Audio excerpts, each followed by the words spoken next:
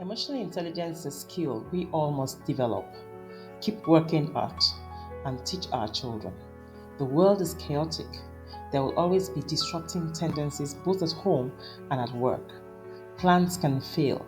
Plans sometimes don't go the way we want them to. This skill must come in handy every day and always. We go to school to acquire technical skills. We also send our children to acquire same.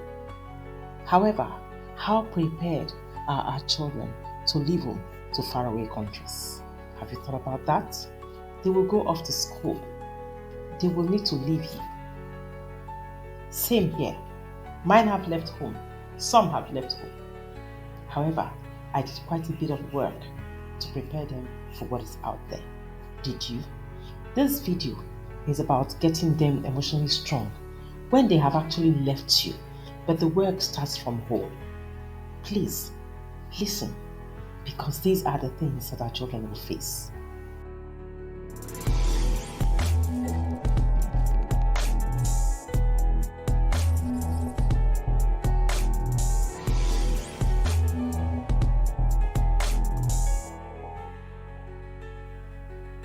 They will need to juggle so many things over a day, a week, and a whole month. Our children will face provocation by other students, frustration with schoolwork, fights with colleagues, deadlines staring them in the face to meet. They will now have to manage different emotions, and some are not prepared for this at all, hence become very scared of adult life. You now hear things like adulthood is a scam. No, it's the real life. They just stepped into the real world. So you hear of things like depression, substance abuse, and a few times suicides. This is simply because they don't know how to lead themselves now that they are on their own, left to take decisions on what to do. Emotional intelligence is known as the sine qua non of leadership. Nothing like it in leading oneself and others. It is much more important than the 3 leadership skills taught in management. Daniel Goleman says it is more important than IQ in leading oneself and others. So, to survive and thrive in all terrains, we must all learn how to leave one emotion and roll it behind to pick up another. And that is what is being referred to as emotional intelligence.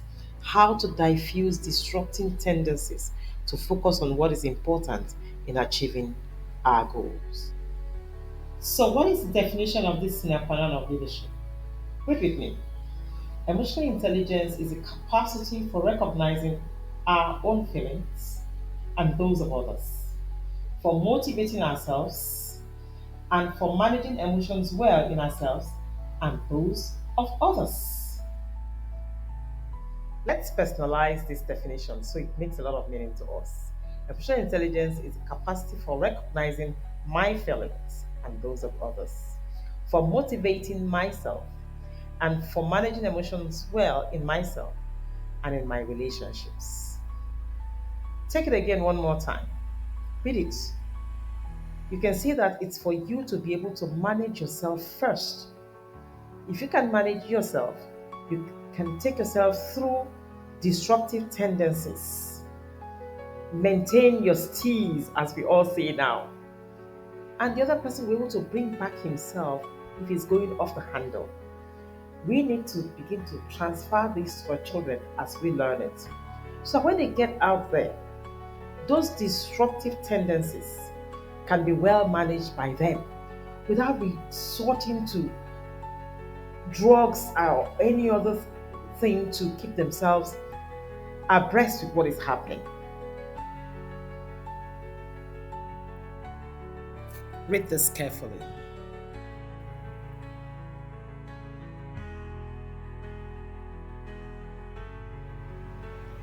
Emotional intelligence has 26 competencies. However, I won't bore you with that. You won't remember them if I splash them on the screen. There are just 5 major hallmarks, a hall that you have to pass through for you to be able to handle yourself well and be said to be emotionally intelligent. And the first one is self-awareness. Just be aware of what you're feeling at every particular time. When you can identify what you're feeling, you will be able to manage yourself in every circumstance. For example, you are angry. Be aware that you are angry. And the next thing for you to do is to regulate yourself like a very good iron. Switch it off, bring yourself down. Do different things that they say people should do when they're angry. Find yours. Find the one that works for you and put it up to regulate yourself. Motivate yourself to do that, especially if you're at work. Tell yourself, if I lose this job now, where will I do? What will I do? Where will I go? What will I tell my family members? What will I tell my children? How will I be able to pay their school fees?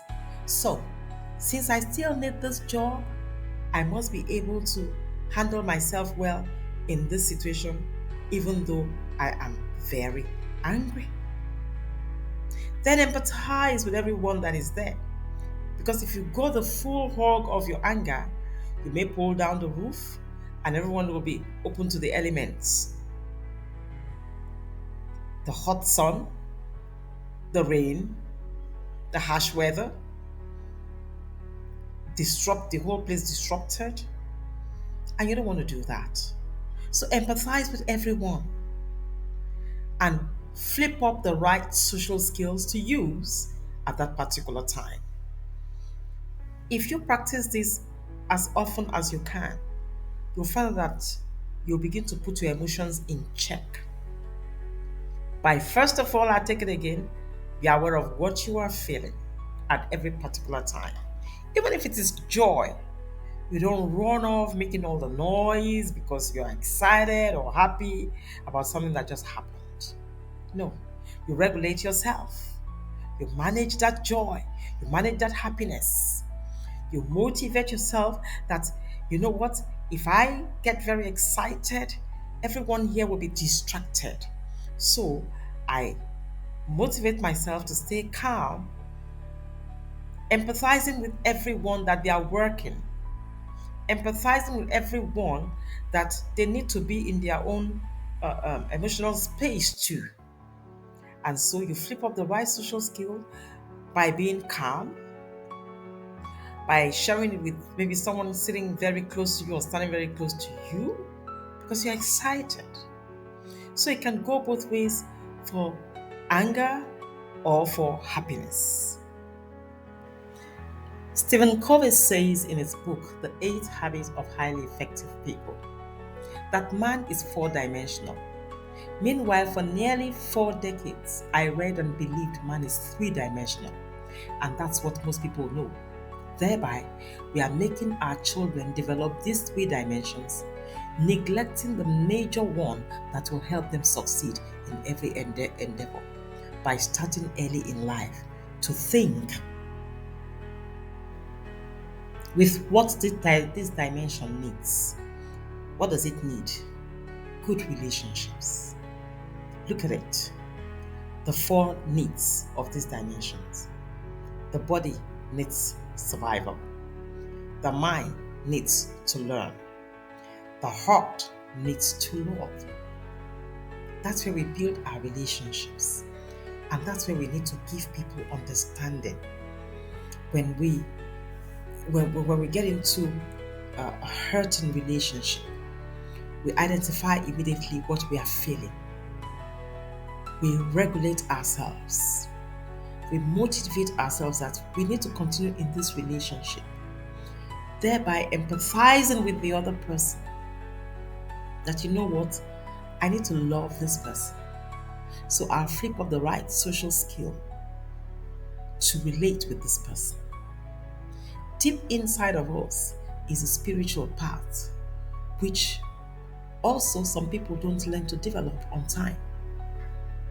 Look at its needs.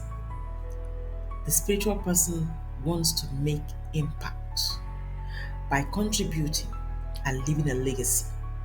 But some people don't get to the point where they realize that early.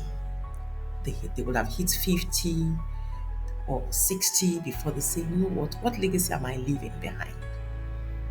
It's time we begin to teach our children to think from the depth of their spiritual man. Thinking from there, they will be able to love another person because they want to make a contribution and they want to leave a lasting legacy in someone's life. Whilst they are developing their mind through studies and growing in physique. Result: collaborative atmosphere in school or at work where there's camaraderie. It doesn't have to be close friendship, just friendly working atmosphere where they look out for each other to succeed on their roles.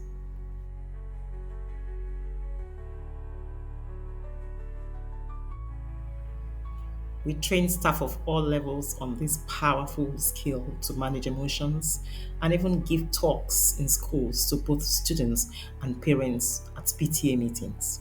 Comment below if you need our service. We combine emotional intelligence training with communication to give a robust training to people.